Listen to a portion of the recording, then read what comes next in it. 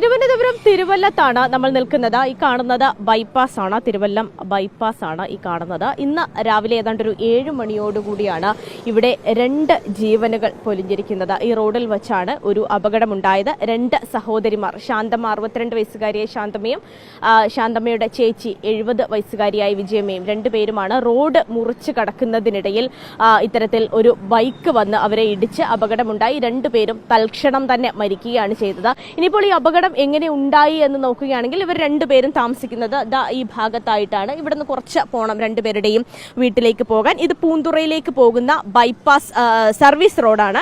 ഈ റോഡ് വഴിയാണ് ഇവർ 2 പേരും വന്നിട്ട് നമുക്ക് ആ ദൃശ്യങ്ങൾ കാണാം. അവിടെ ഒരു ചെറിയ ഒരു താൽക്കാലിക കോണിപ്പടി വെച്ചിട്ടുണ്ട്. അതിലൂടെ കയറി 2 പേരും ഈ ബൈപ്പാസ് റോഡ് മുറിച്ചു കടന്ന് തൊട്ട് എതിർവശത്തുള്ള റോഡിലേക്ക്, അത് സർവീസ് റോഡിലേക്ക് തന്നെ പോകുന്നതിന്, ഒരു സർവീസ് റോഡിൽ നിന്ന് കയറി അടുത്ത സർവീസ് റോഡിലേക്ക് പോകുന്നതിന് വേണ്ടി വന്നതാണ്.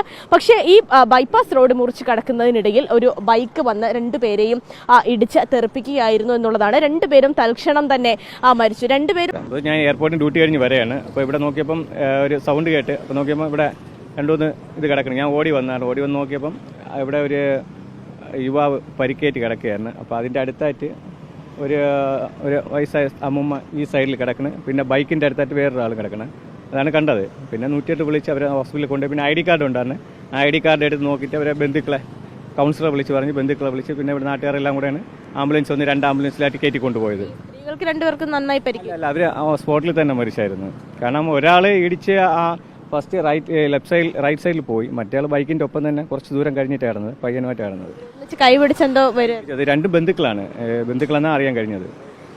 അത് ഏറ്റവും വലിയ പ്രത്യേകത എന്ന് വെച്ചാൽ ഇവിടെ എന്ന് വെച്ചാൽ ഒരു നാഷണൽ ഹൈവേ റോഡാണ്.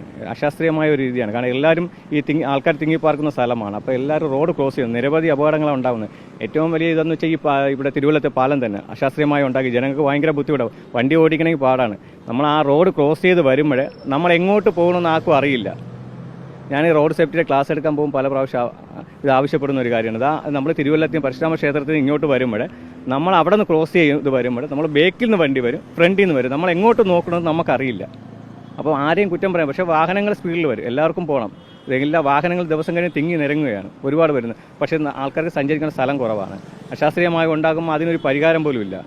ഇത്രയും വലിയ സ്പീഡിലാണ് എയർപോർട്ടുണ്ട് കൊച്ചി, ഇതുപോലെയുള്ള എയർപോർട്ട് റെയിൽവേ സ്റ്റേഷനിൽ പോകുന്ന വാഹനങ്ങളാണ് രാവിലെ സ്പീഡിൽ വരുന്നത്. ആ വാഹനം കൊണ്ട് നമ്മളെല്ലാവരും ഒരു കാര്യം മനസ്സിലാക്കുന്നത് വെച്ച് കഴിഞ്ഞാൽ, നമ്മൾ ഇന്ന് ഈ ചർച്ച നടത്തി ഇതങ്ങ് അവസാനിപ്പിക്കുകയാണ്.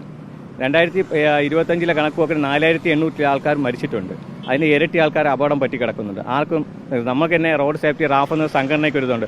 ഒരിറ്റി ശ്രദ്ധ ഒരുപാട് ആയുസ്. ഒരു ശ്രദ്ധയില്ലാത്തതിൻ്റെ ഇതാണ്. അപ്പോൾ എല്ലാവർക്കും പെട്ടെന്ന് പോവുക. ഇപ്പോൾ എല്ലാവരും ഹെൽമെറ്റ്, നമ്മളെ പോലീസുകാർ എല്ലാവരും ചെയ്യുന്നത് ഹെൽമെറ്റ് പരിശോധന നിർബന്ധമാക്കുക. ഹെൽമെറ്റ് മാത്രമേ പരിശോധിക്കുള്ളൂ, വേറെ ഒന്നും പരിശോധിക്കുന്നില്ല.